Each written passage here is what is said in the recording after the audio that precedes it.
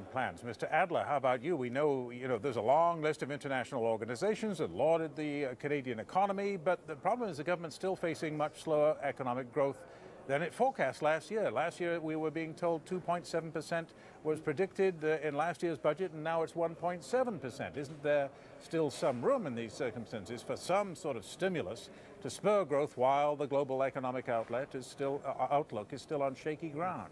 Well, let's not forget, Terry, that through the Economic Action Plan to get us through the recession, the government spent over $50 billion, unprecedented cooperation with the provincial and municipal governments, which have created thousands of new jobs, all shovel-ready.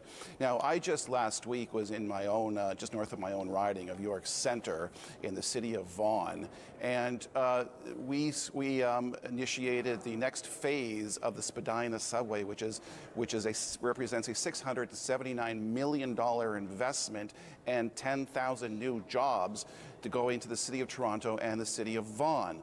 And Minister Ambrose just last Friday announced in Edmonton a $250 million investment in a light rail transit system. So we are getting the job done. And as a distinction, just let me point out, and this is a very important distinction for the viewers to keep in mind, is that while we are creating jobs on the ground here in Canada, have the best job creation record of any G8 country in the world, Thomas Mulcair, the leader of the NDP, is down in Washington and down in New York, trashing Canada, calling the oil sands a disease, saying that he is going to be raising taxes if and when he assumes government to the tune of $34 billion.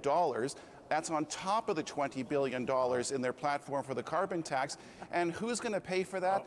Those are average Canadians. So if anybody is standing up for average Canadians, it is Stephen Harper, Jim Flaherty, and the Conservative government. Just for the record, can you let us know whether you plan to say anything about the question asked of you, which was about the rate of growth being cut almost in half? You know what, Terry, as I had indicated, we are still the #1 growing economy in the G8.